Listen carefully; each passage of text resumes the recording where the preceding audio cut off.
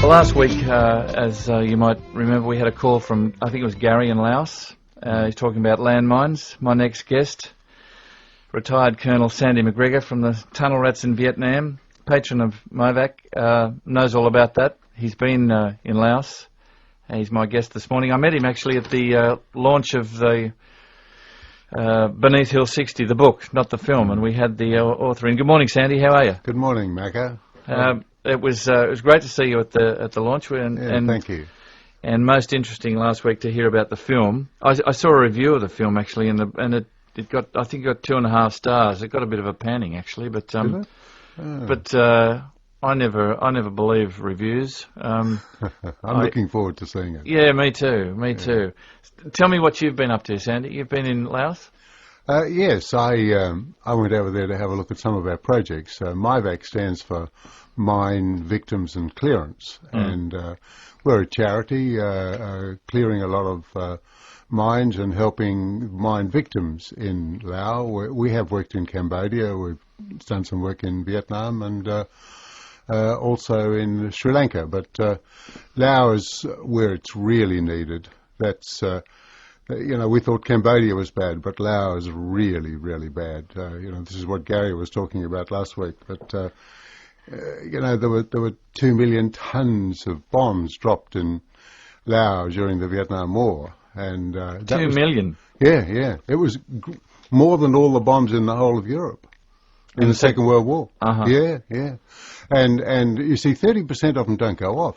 Do you know, Macca, there's 15 foundries that operate in Laos only from waste metal. And of course, this metal is found by kids with mine metal detectors, and a lot of them are still alive. So there's over 300 a year get killed and wounded, and thousands get wounded every year, because that's the only way they're making any money.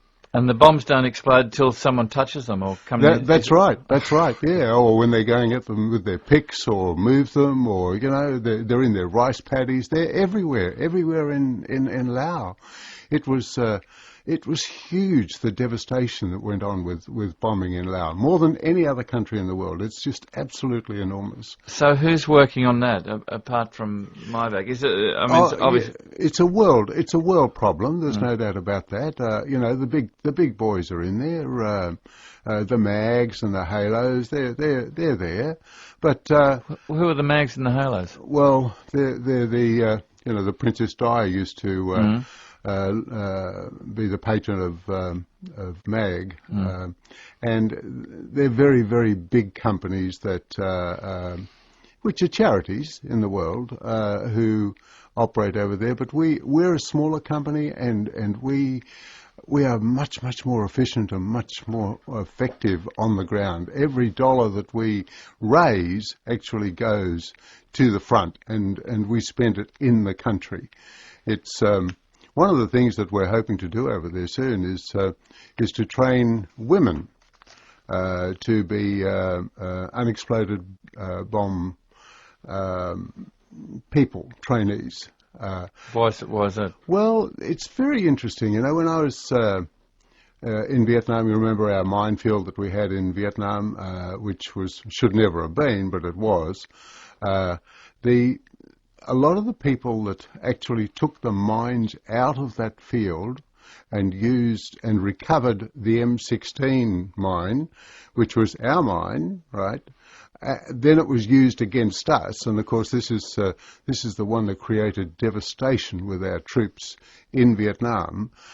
They were mainly cleared by women. Women have a gentler touch. They were able to get the mines out of the ground easier, and we think that this is the sort of thing that can also be useful in Laos, but also it gives them work. It gives them, they're going to be employed. Once they're trained, they're going to be employed by an organisation over there. I'm not sure I want to see it. I remember watching that. There was a program, I think I told you when I spoke to you once before. There was a program on ABC television 10, 20 years ago called Danger UXB about blokes who used to do all those unexploded bombs, and what a job that is. I mean, sitting there and fiddling with a bomb and getting to the mechanism and hoping it's not going to go off. Well, most of these, they're not really doing that sort of thing over there. What we're doing over there is finding the bomb. Once the bomb is found, and more often than not, it's destroyed in situ. And these are done by pretty competent sort of people there. We work with different organisations, and they are extremely well trained. The women and people, the bomb techs, are very well trained, and they find the bombs. I mean, let's face it, the kids are finding them today, but they're attacking them with hose, you know, and that's when they go off. Yeah. That's the problem, trying to get the dollar for the scrap metal. Isn't it amazing? And the price of metal goes up and down, but at the moment it's going up again, I think, for things like copper and stuff. When I was talking to Macca, whilst not being recorded, I mentioned to him that I would like the opportunity to say something about our mine-clearing projects that we have done in Laos, PDR. Specifically, that we partnered with a local company that employs Australians, Phoenix Clearance Limited. And the cost of the clearance of mines was $210 each.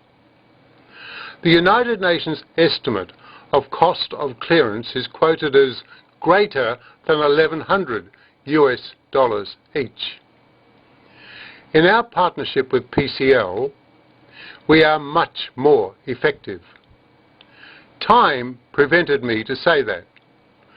What we need is to get the message out. Donations, of course, are always welcome.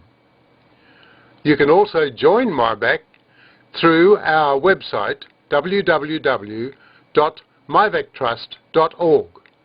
Thanks for listening.